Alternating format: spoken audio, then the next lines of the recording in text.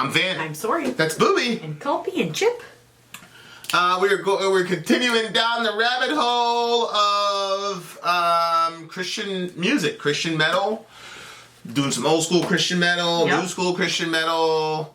Because a lot of people were like, yo, how come you never do Christian metal? Yep. I'm always like, well, because it's corny. A lot of it, especially when we first started the channel, there were a lot of reasons. One is because I thought it was too corny. Two is because I wanted to introduce you to the metal I was listening to, which is mostly Korn, Slipknot, all that stuff. I wasn't listening to any Christian metal. And then three, once it got to, people making requests, nobody was requesting. Well, there were a couple people that were requesting. Those don't get requested as much. Impending Doom was a band that everybody was requesting. I'm going to put that on the list right now. Everybody was requesting Impending Doom. So, and actually had a conversation with a drummer. He's like, you're never going to do our song. I know that, blah blah. But we are. This is As Cities Burn. The name of the song is The Widow. Sounds sad. And this is a live one, so let's go. Go.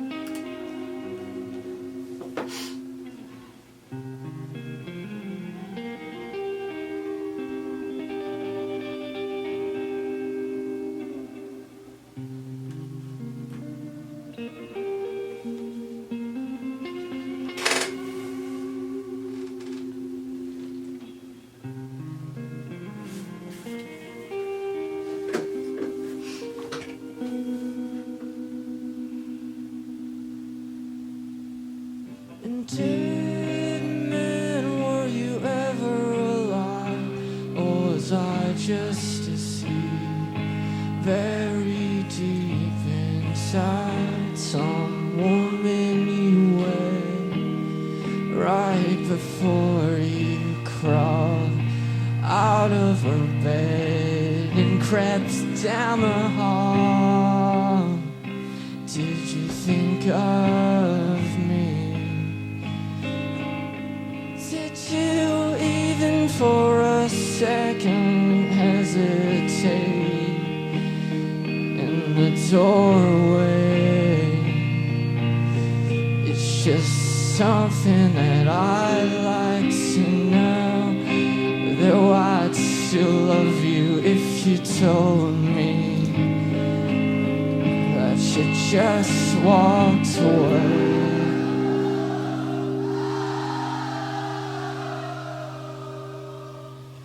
My God, what a world you love. Men bury their sons, and without thought,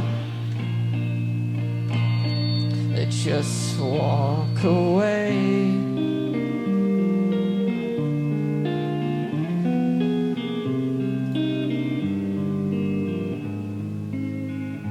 My mother's heart breaks like the water inside of her. And my mother's heart, it breaks like the water inside of her. And dead man, is it being high that makes you alive? It makes you leave behind 3 boys and a wife in 89. And as the track marks into way up your arm, my mother saw my brothers and I not to call you daddy, but to call you father. But I believe that something here to be learned of grace, 'cause I can't help but love you. No, I can't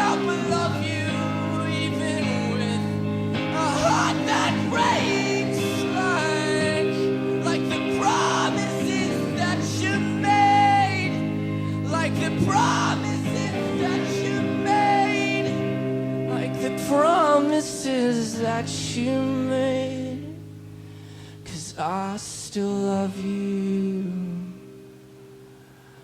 I still love you. I still love you. I still love you. Lying in your bed, dying of disease. It's taking over your cells. It's taking over me. But I still love you. I still love you. Oh, I still love you, because after all I've done, he still loves me. Gosh. My God, what a world you love. Sing it. What a world you love.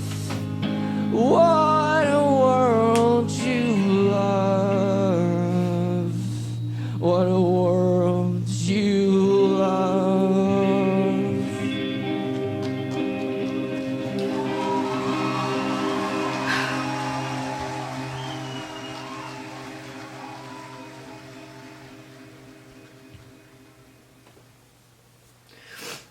Oh my word. Oh, I'm so sad.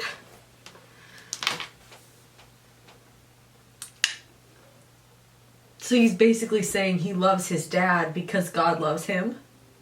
Yeah. And that he's able to, because God still loves this world, that's what gives him the grace. Oh my word. That was really sad. And like, the way that he wrote it, like when he said like in 89, like 89 didn't really fit in there, but he kind of like put it in there. And there was like a few parts where it wasn't done perfectly, but that made the song more special because it was him. Yeah. Oh, he's put out his story. Oh, that's so sad. Oh.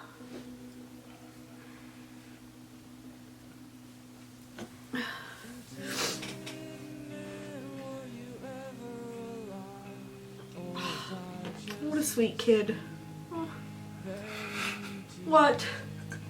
Yeah. I didn't know where the song was going when it first started, but did you see me point at his eyes? Yeah. Because he looked so sad at the beginning of the song.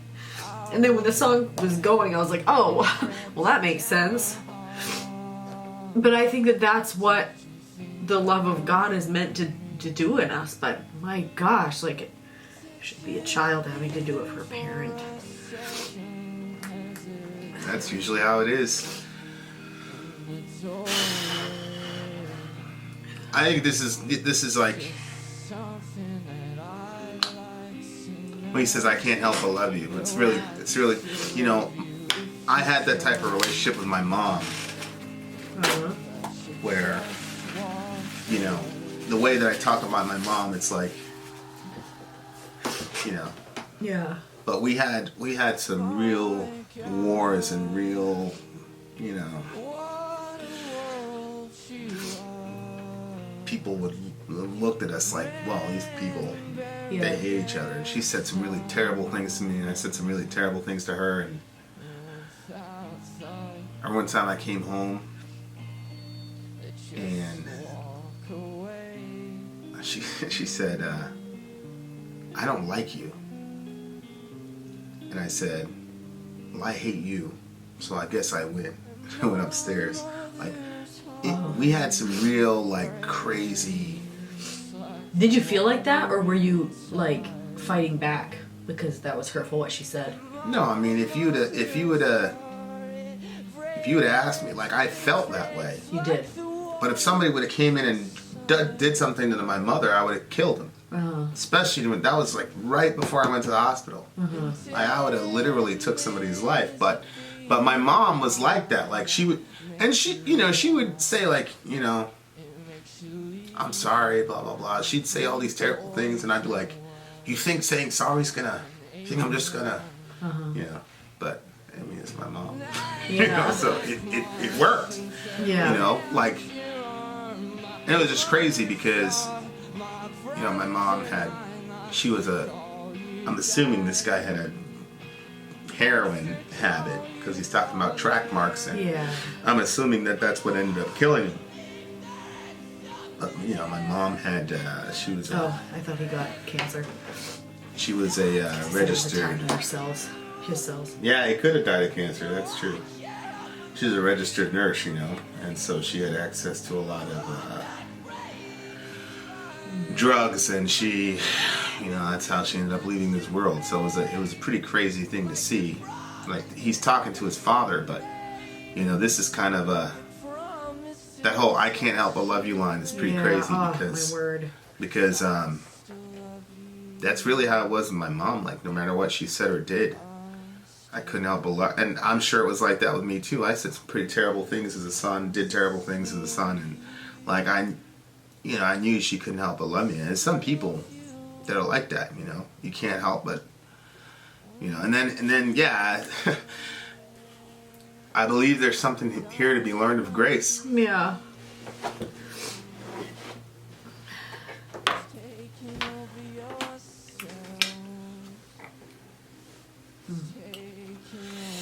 You know, because these aren't in the lyrics, but he said, "After all I've done, he still loves me." And, Yeah. Yep. you know, it's a pretty crazy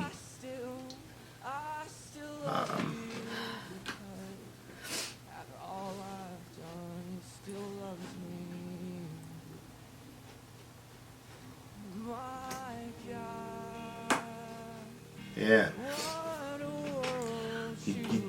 The older you get, you know, the more you accumulate bad things. You know, when you're a Yep. kid and your parents do bad things to you, you know, and you've yet to realize your own sinfulness. And I'm not talking about like,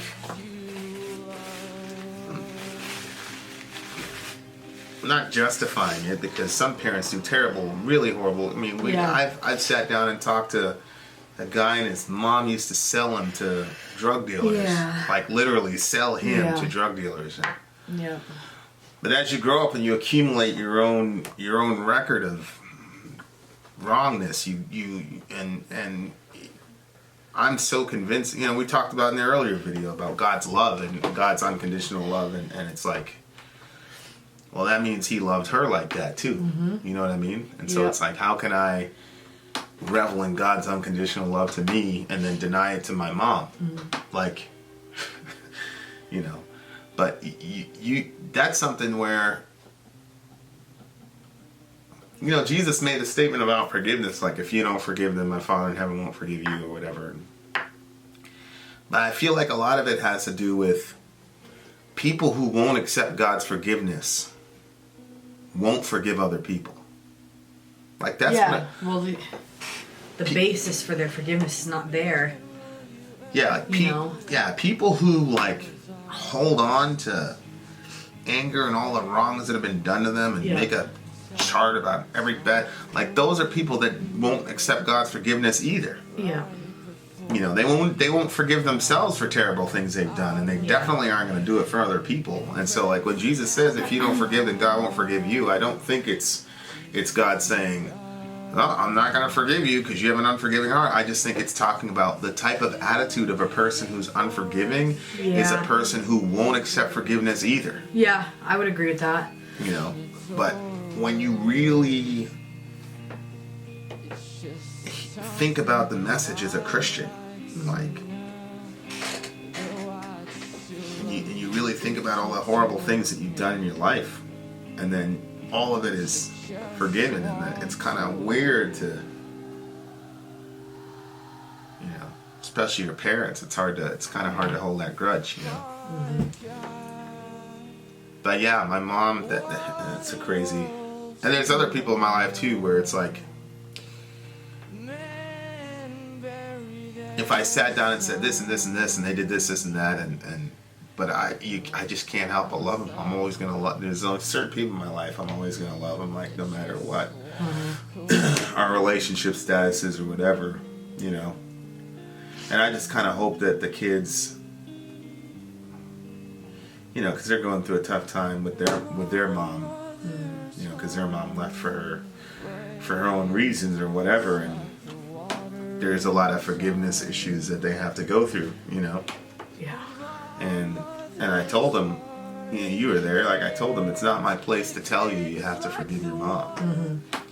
I can't, it's not my place to do that, you know, because even though I went through it, a certain species of it when I was their age, it's still their situation. And it's not on me to tell them that they have to do that. Yeah. You know, Even your situation was different than theirs. Right. But even if it was the same, I'm not them. Right. So even though I'm their parent and you know, I'm a Christian, I'm supposed to guide them the right way and all that, it's not for me to say that. Right. But I can tell them what will happen if they don't. And I told them, I said, you know, you're a sweet, beautiful human being right now, but if you let that simmer in your heart, it's going to turn you into somebody that you won't be able to recognize. Yeah. But Unforgiveness and bitterness always does, but of course it is difficult, you know, talking to them, because it's like, yeah, you can't tell somebody it's time for you to forgive, you know, like we don't know what they have different timelines than, you know, and I don't know what it's like to experience what they've experienced. I had nothing like that in my childhood. I can't even, you know, understand what it's like to be Selah. My parents are still married. Right. You know, and even if my parents, like, you know, God forbid, but if they divorced at this age, it's not like divorcing when they're children. Yeah. You know? I don't live at home anymore, so. Yeah, it's like you said, sometimes with some parents, you kind of have to be the adult, and it's, you know, my older brother kind of bore the brunt of it, you know, where he kind of had to kind of parent the family. Right. Well, all of us kind of had to do that for a while for my mom, but, you know, and once you get over the fairness of the unfairness of it, then, you know, you're able to kind of go forward in some healing, and it's really, I'm so grateful. It's probably like, aside from dying for my sins, but it's probably like the greatest gift that God gave me was being able to, you know, reconcile myself to how I grew up with my mom, and being able to have that last conversation with her, and now when I speak positive things about her, I'm not trying, like that's, and it's so strange because all I feel for her is just complete and total love. Like and even when I think about like all the bad things that happened, I just go, man, we had some wars, and I'm even grateful for those moments, you know, because she stayed. This guy left. Right. And then you're able to just like, it's so crazy to me how God does that, you know, where it's like the whole forgive and forget thing. Like there are a lot of things, there are so many things that happen over the years. I'm sure I've forgotten a lot of them, but there's other things that like really like stick in my mind. But like the trauma and the venom and the anger that I used to feel is like 100% gone, like gone completely. And it's just so weird. It's gonna be liberating. It's just, I guess it, but I'm sure it is, but it's just weird because I'm like, that's one of the reasons I'm a supernaturalist, because it happened almost instantaneously. Like, boom. And then, you know, that all happened that summer when I was, you know. Oh, that summer that you had like off from work and you had a lot of time to spend. Yeah. God. And it was almost like instantaneous, and ever since then it's been like, you know. Can you pass me that trash can? I don't feel very good. So, you don't feel good. That you're talking that over. I don't feel good. My stomach is really upset. The joys of pregnancy. Yeah, but good song. Good Lord. Oh, I just wanted to hug him. Men bury their sons. I know that's not what he would need. Some random stranger hugging him. But. That's a crazy line. Men bury their sons without thought, they just walk away. Yeah.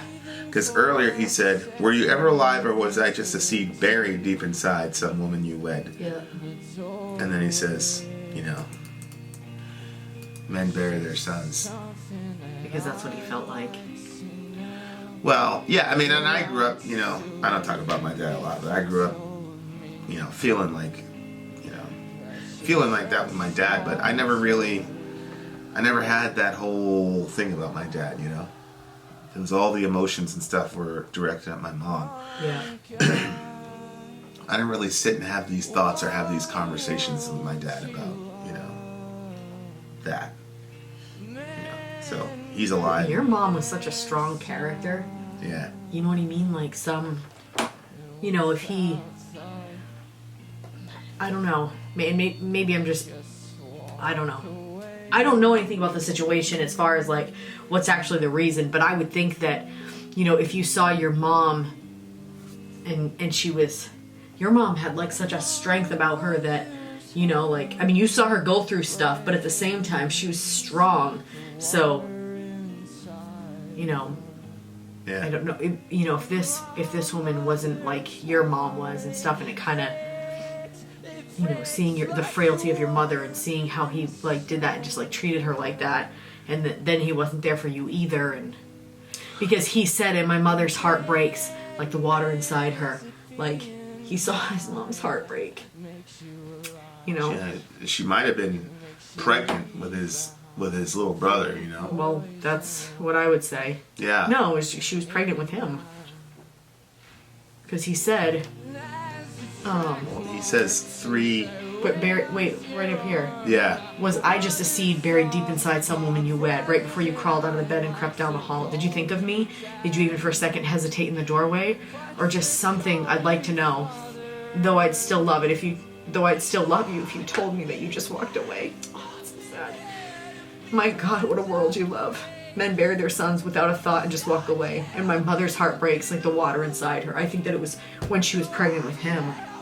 Well, I mean, he's got 3 boys and a wife in '89. Yeah. So at least that's what I'm saying. Unless she had triplets, one of them was already around when he left. You see what I'm saying? Because he left 3 of them behind. You know, so he didn't just like... Maybe he was the youngest of the brothers. Yeah. But he's... My mother taught my brothers and I not to call you daddy, but to call you... that. Well, daddy is a more personal term, and father is a more position. Like, Yeah. you This is your occupy the father. position of Yep. father, but a daddy is... Yeah. But I think it's also hard for the parent.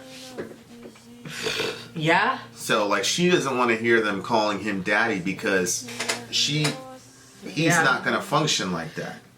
He's not going to be a daddy. He's just the father because he happened to be the sperm donor. But Right.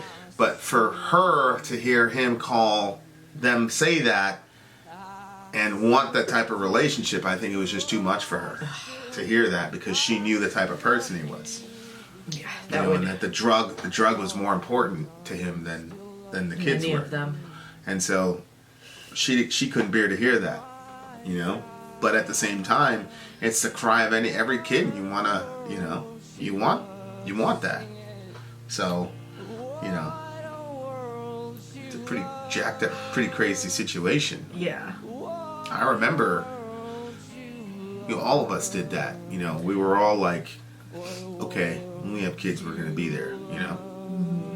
So it took me a while to figure out how to, like, we're homeschooling and stuff, and they're all here, and I've got a job where I can, you know, be with them, and we're doing this stuff so that we can be with them, and but it took us a while to figure out how to create a rhythm where we're constantly around them, and it was Yeah. really cool. Here, Johan, you know, yesterday we sent him to bed. He was like, "I'm so happy," because we're, all, you know, I figured out a way to get him all attention and all that, and Yeah. But, you know, I'm glad that I didn't have a dad. I'm so happy I didn't have a dad so that I could not take for granted how important it is to be in the life of my kid, you know? So, it had to happen to somebody. I'm glad it happened to me and not them. Yeah. So, Yeah. but, geez, that's one of those things, man, where I say,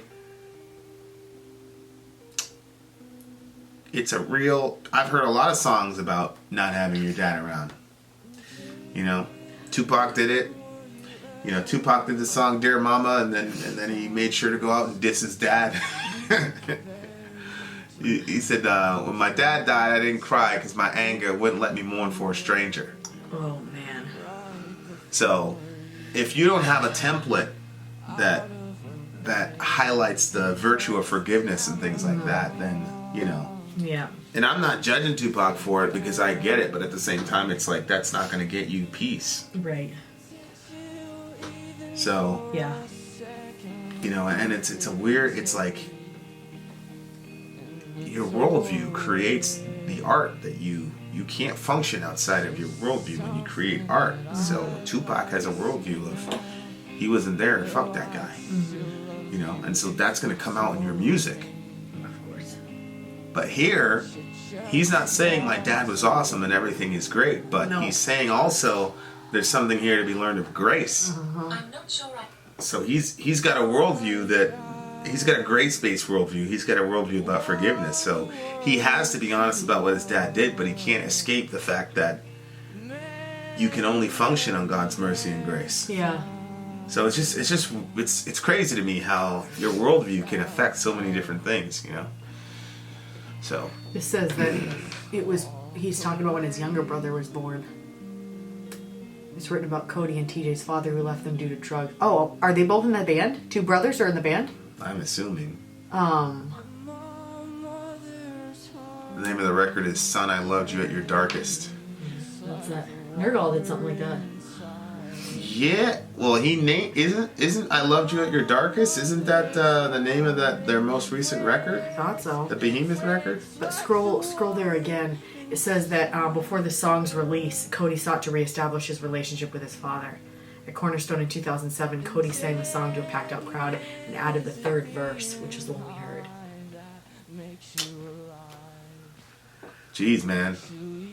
That's deep. "I Loved You at Your Darkest." That's pretty crazy. Alright, well, there you are. You'll be surprised, I am rating the song. I'm giving it a 10. That's emotional because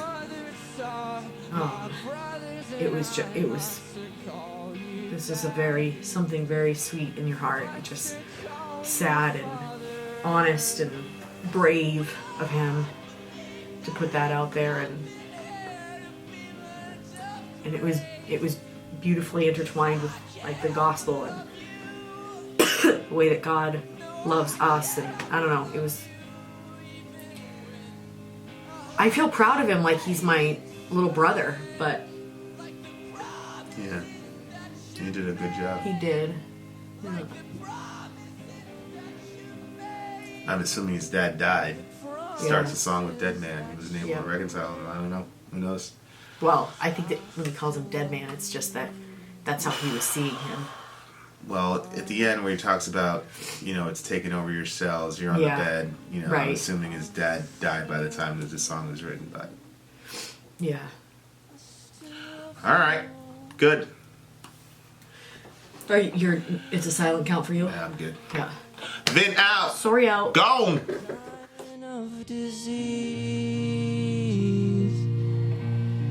is taking over your cells.